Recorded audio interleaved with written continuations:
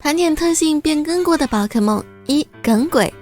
耿鬼是初代就已经登场的宝可梦，江湖人称百变鬼王。因为耿鬼泛用性强，又加上有漂浮这个能够免疫地面系招式的特性，所以很多个世代它都是玩家们非常喜欢用的宝可梦。尤其是在第6世代的闪光耿鬼超进化后的白色超级耿鬼更是让人印象深刻。只可惜到了宝可梦日月，特性从漂浮直接改成了具备定身法效果的诅咒身躯。也不是说诅咒身躯这个特性真的没用，但是以耿鬼这种身板想要触发诅咒身躯，那一般都是暴毙了以后，最主要还只有30%的几率，非常坑爹。即便是在剑盾里，耿鬼再一次获得了版本福利超级巨化，但那也是象征性弥补一下喜欢耿鬼的玩家，毕竟超级巨幻影幽魂的效果也只是附带一个彩影的效果，实际上还是那么弱，导致现在耿鬼也就只能靠卖萌来维持自己积攒下来的高人气了。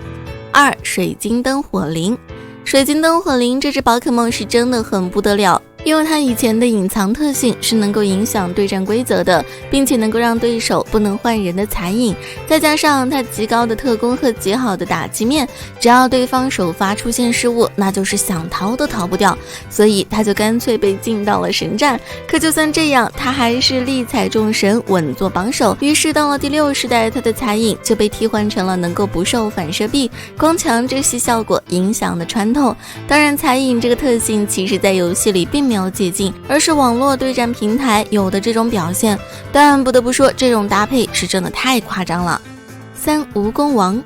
前面2个被改动特性都是削弱，但到了蜈蚣王这里就是很明显的加强了。它原来的隐藏特性是需要陷入异常状态才能够加速的飞毛腿，后来则是干脆变成了什么都不做，等一个回合就能够提升速度的加速，等于是在条件上放宽了很多。因此蜈蚣王的打法基本上都是围绕这个特性展开。4、姆克尔。第4世代的家门鸟姆克尔的隐藏特性，在第6世代由不会降低命中率的锐利目光改成了使用反伤招式，威力提升20%的舍身。但是舍身这个特性早就是它进化型的隐藏特性了，不过这么改其实也挺好的，至少统一了，而且它还能在第1阶段学习勇鸟猛攻，估计隔壁的化石翼龙都羡慕死了。5、野蛮鲈鱼蓝条纹。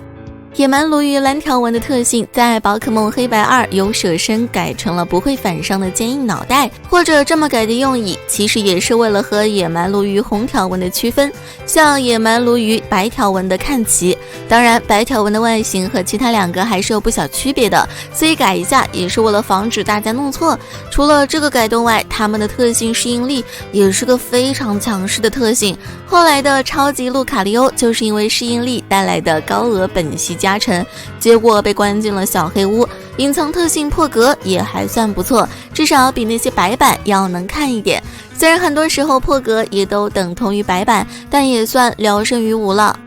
6、闪电鸟。闪电鸟最开始的时候隐藏特性是能够吸收电力并且提升1级特攻的避雷针，但由于这个特性放在闪电鸟的身上太过强，于是到了第6世代，避雷针就被改成了对方用接触招式攻击闪电鸟就有几率麻痹的静电，坑爹程度虽不如耿鬼的诅咒身躯，但也算是一个极大的削弱了。可就算这样，闪电鸟的属性耐久依然是2级神的顶尖，再加上吃到了第8世代极具飞冲的福利，导致它成了雨天队的常客。而静电这个特性只要触发，那对对手都是非常致命的削弱，毕竟麻痹可是有几率用不出招式的。7、雷公水晶炎帝。